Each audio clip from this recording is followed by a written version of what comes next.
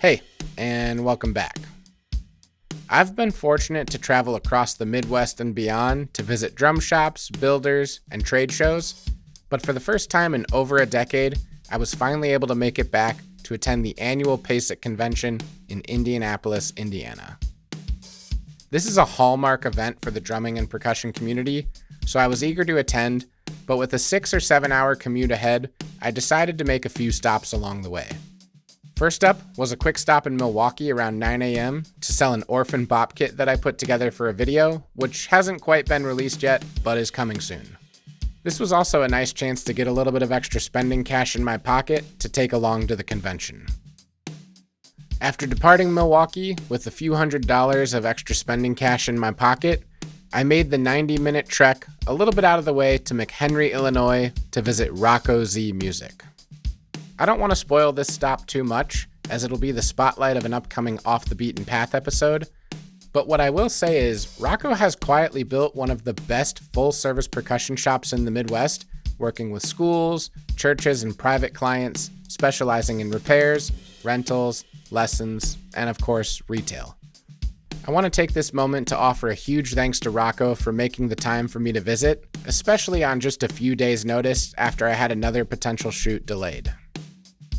From McHenry to Indianapolis, it's about another 4 hours, so I had a pretty full day of driving, but I finally made it to Indy a little after 7 p.m. and checked into the Airbnb that I'd be splitting with a few other Wisconsin drummers attending this convention. This space was plenty for the three of us and was only a 10-minute walk to the convention center and far cheaper than the hotels in the same area.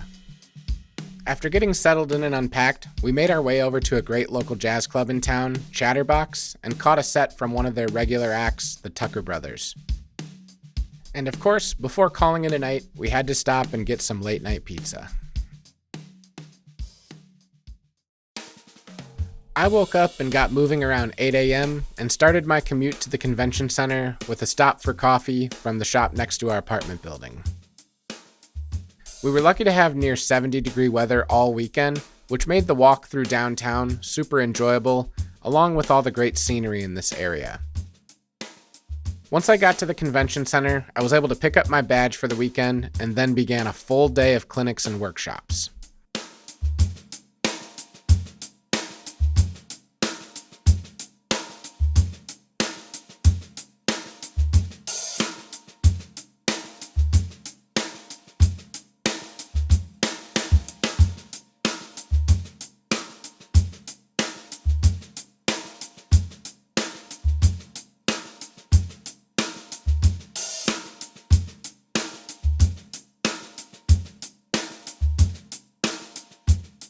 The last clinic of the day wrapped up at 6, at which point I made my way back downtown to find a bite to eat at a nearby Chipotle.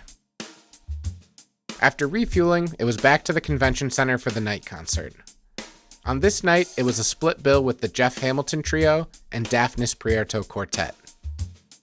Each group played about an hour's set, and once they finished, I made my way next door to the Westin to catch a bit of the late night mallet jam before wrapping up my 16-hour day.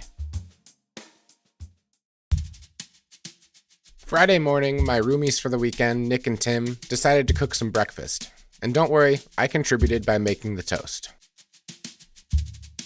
I got out the door again around 8:30, hit up the coffee shop, and made my way back to the convention center. I started my day in the expo hall since I didn't have any clinics on my list for the first few hours. After spending a fair amount of time in here, I was certainly grateful for the quiet time periods they enforced at the top of every hour. The layout for this convention hall reminded me a lot of an IKEA, where you have this predetermined route, and I took way too many cycles through the entire space. But once noon hit, it was time to catch a number of masterclasses and performances.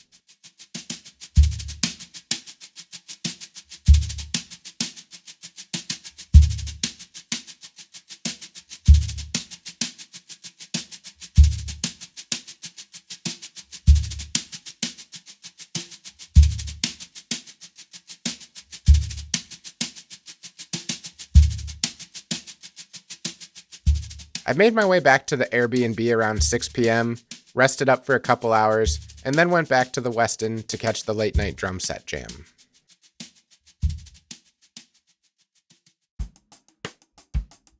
Even though PASIC was set to run for another full day, I had to make my way back to Wisconsin to play a gig, so only 2 days for me. I would have liked to catch a number of the acts and spend more time with all the people I had met, but if I'm being honest, this stretch of time in Indy felt about right, and I was certainly ready to get back to my regular routine. Of course, I did make a quick stop at Music Go Round in Milwaukee to break up my trip, but didn't find anything worth grabbing this time. While I'm at it, quick shout out to Music Go Round for always having a ton of options and generally great prices. After 6 or 7 hours of driving, I finally made it home around 3 p.m., got unpacked, then repacked for my gig, and then went inside to be greeted by my dogs.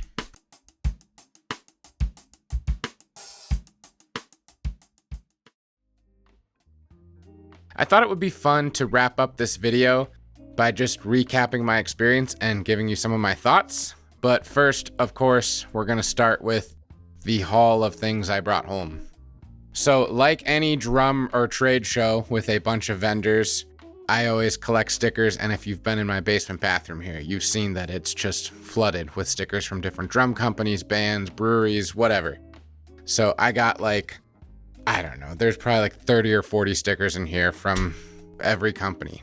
If anybody ever wants to send me a sticker of their band, I'll happily throw it in the bathroom wall.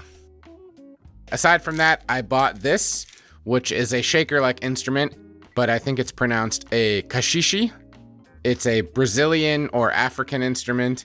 What I love about this is that you can play it traditional shaker style, and it gets a nice soft attack from this woven basket material. But then the bottom is like a much harder material, so you can get a lot of bite.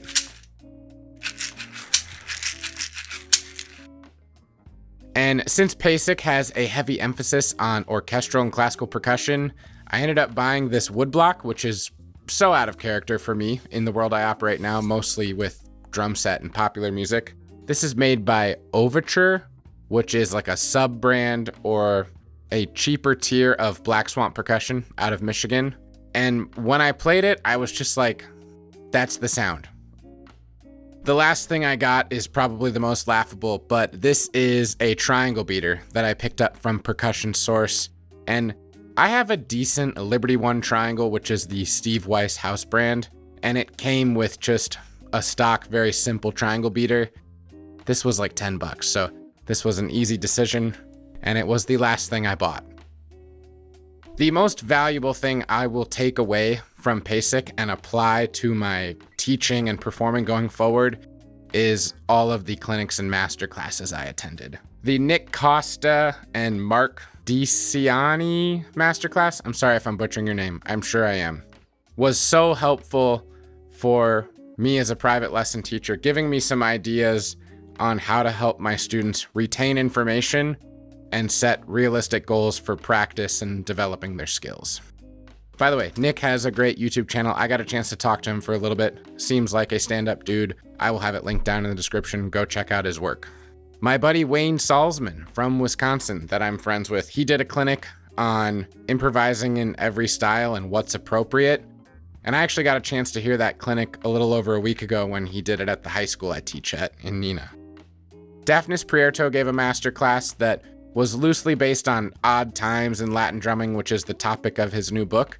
But the Q&A had some really awesome moments. And the one that sticks out to me is someone asked him about being an accompanist and comping along within the feel.